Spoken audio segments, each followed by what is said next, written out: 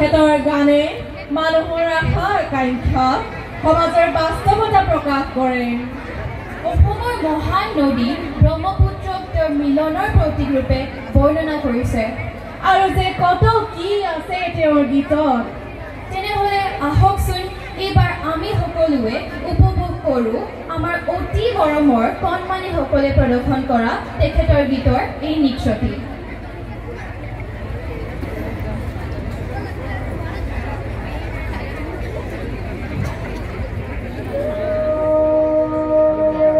স্বকীয় ৰূপ লৈ বহাগনো আহে কলৈ, ব্ৰহ্মপুত্ৰৰ দুই পাৰলৈ নহয় জানো। এই ব্ৰহ্মপুত্ৰৰ মহান ঐতিহ্যই বাকী।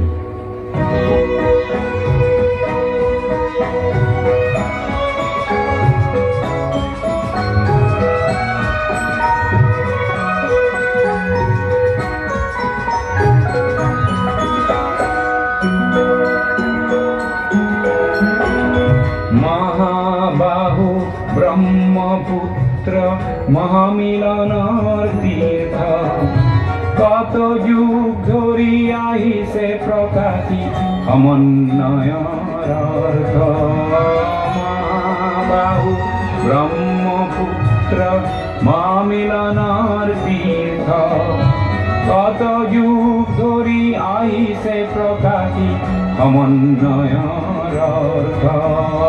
মহাবাহু ব্ৰহ্মপুত্ৰ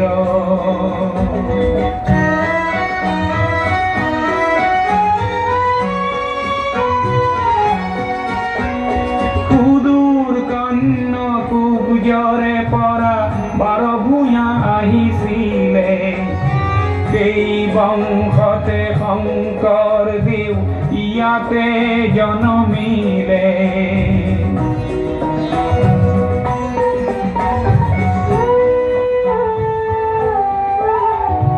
মৰুৰ দেশৰে আজান ফকীৰে মধুৰ জিকিৰ ৰচিলে, দিল্লীৰ বিলোৱাৰে আহি হস্তি পুথি আঁকিলে।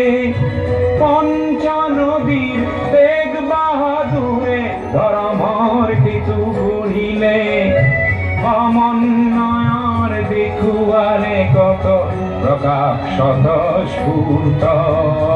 মহাবাহু ব্ৰহ্মপুত্ৰ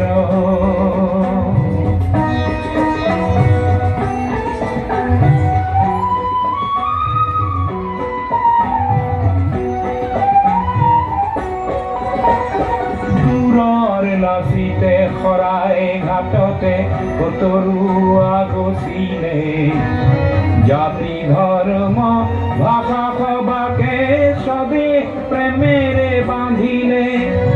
কিৰাত পুত্ৰ বিষ্ণু ৰাভাই মাটিৰ কৃষ্টি জীয়ালে, সমন্বয়ৰ দেখুৱালে কত প্ৰকাশত স্ফূৰ্ত।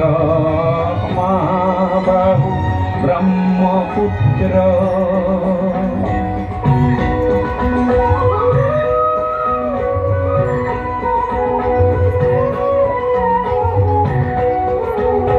পদ্মা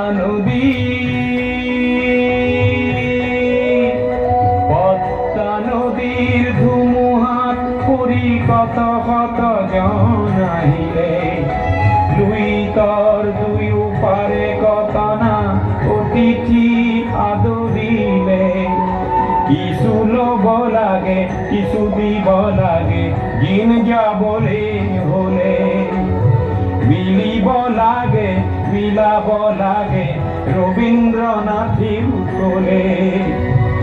অগ্ৰৱাল জ্যোতিয়ে ইয়াতে জ্যোতিৰ প্ৰভাত পোৱালে, অজিন পাতকী খবৰ চক্ৰ জ্যোতিৰে কৰি ব্যৰ্থ। মহাবাহু ব্ৰহ্মপুত্ৰ মহামিলনৰ তীৰ্থ, কত যুগ ধৰি আহিছে প্ৰকাশী সমন্বয়ৰ অৰ্থ। মহাবাহু ব্ৰহ্মপুত্ৰ